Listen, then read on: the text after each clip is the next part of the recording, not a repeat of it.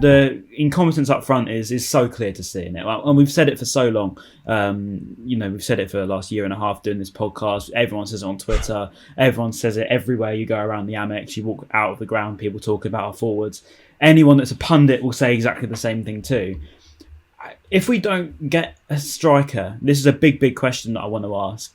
If not just a striker, but some forwards as well, like some wingers, a bit more attacking flair up front. It's gone past the point of just getting in a centre forward. We need actually some help on the wings, and we also need some help. Just chance creation as well seems to have taken a bit of a hit. I know we did create some big chances in this game, but of late we haven't done as much as we did last season.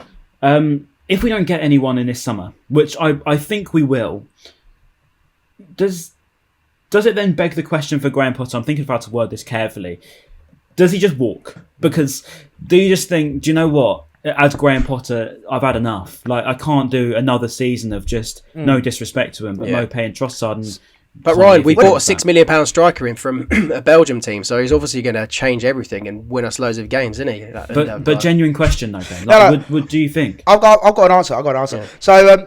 So no, I this is actually I was thinking about this last night. Actually, really weirdly, that shows how sad I am sometimes.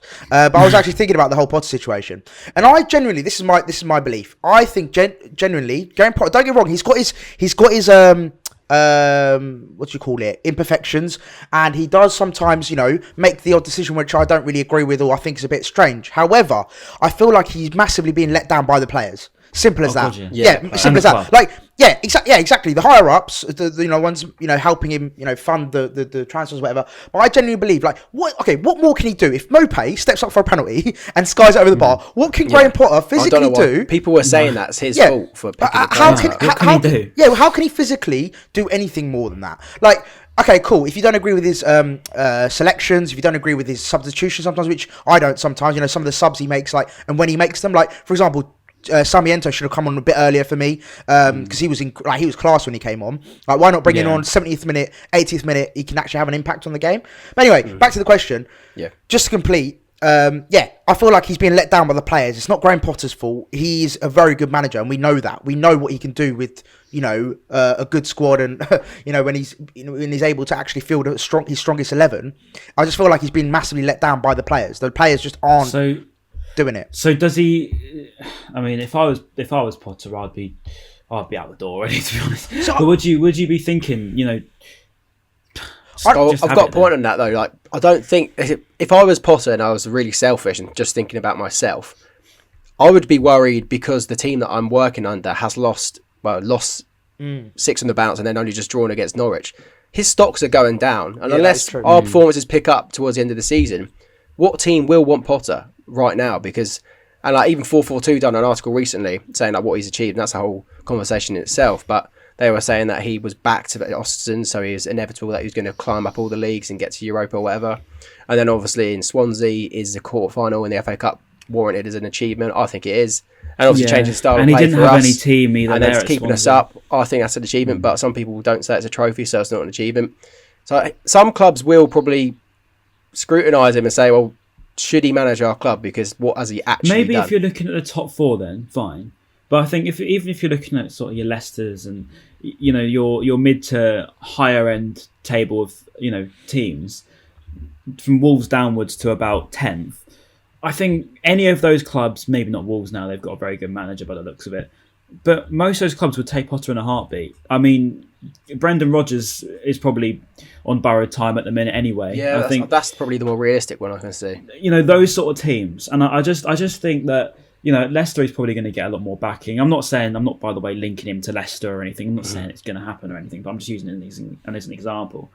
But I just don't get why we've gone this long now of not backing him in the summer, not backing him in the winter. But Ryan, it's a difficult one because you're saying we didn't, and I get that. There's the two sides of it. So saying we didn't back him because we didn't actually achieve signing any marquee signings, but we tried. So we tried to get Nico Gonzalez, we tried to get Darwin Núñez, but we failed. So like we obviously did try, and we did try to back him, but the board failed backing him. If that makes sense. Fair enough. Yeah, but then that comes down to then recruitment and all that sort of another conversation. But then again, you can look at that and say, well, why didn't we go for more realistic signings? Going for Darwin Núñez when he clearly wasn't interested in us, and now he's in the semi-finals of a Champions League. He's absolutely right in quoted 70 mil for Liverpool now. Like we could have gone for 35 mil, which now just seems like we would wouldn't have have been an gone absolute for bargain. 35 mil, would we? I'll say we had the opportunity. We had the opportunity to. My point is, he was never going to come. He was never interested. So why are we going for players that weren't interested? Nico Gonzalez clearly wasn't interested in coming to Brighton. He went to Fiorentina.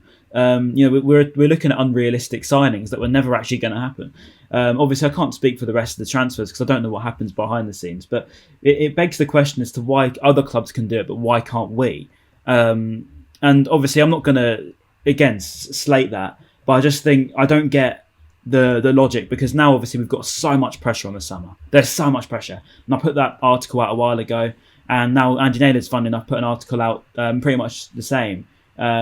So it goes to show it is a general thing. Even journos are saying the same now. It is such a massive summer. Football hipsters are getting on his back, and probably the club's back now.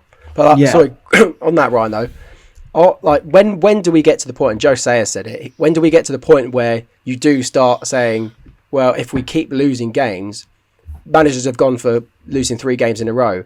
If Potter ends up losing even more now, or the club do, then when does the questions of him potentially being sacked come into play? Like, are we too scared to get on Potter's back because he's the best we've got and there's literally no one out there that could replace him? The questions go to Potter when he's got the tools to do the job.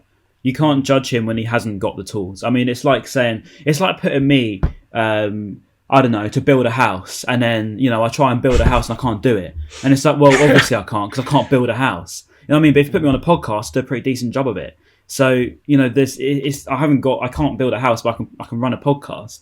And that's the difference. You play to your strengths. And I think with Potter, he hasn't been given the tools. He hasn't got what's required of him to do what he needs to do. We were, in your words, building houses, a lot of houses at the beginning of the season. Like, it was working, but obviously it's kind of not working. Yeah, I think that's massively down to key players going missing now. So Basuma has obviously fallen off a cliff. His form from especially since the Spurs game in the FA Cup, his form's just declined massively.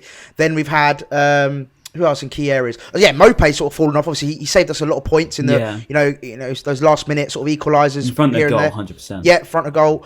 And then I just feel like the players just aren't performing. And obviously, look, Webster getting injured was not ideal. Dunk getting suspended, coming back from injury, then getting suspended didn't help.